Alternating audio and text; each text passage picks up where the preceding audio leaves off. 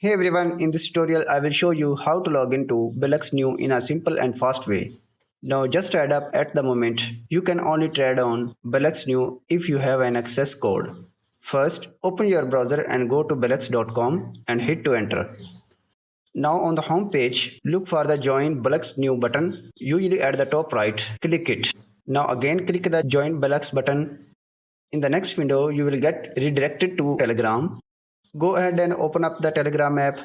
From there, you will get redirected to the BullX Neo bot. Next on Telegram, you will see the start button at the bottom of the screen. Just click on it.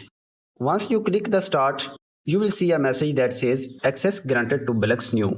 Now you can log in by clicking the login button. Once you have clicked on login, you will be taken to BullX Neo page. Here you will be given your private keys for the wallet that just created for you. The first thing you need to do is click copy private keys. I highly recommend you first import these private keys into your wallet. After pasting it, click the next button. From there, you will get a final chance to save your private keys. After you have saved your private keys, you can click I have saved them. You will now have full access to BullX Neo and you will have successfully logged in. And there you have it. If you found this video helpful, then please like, subscribe to my channel. Thanks for watching.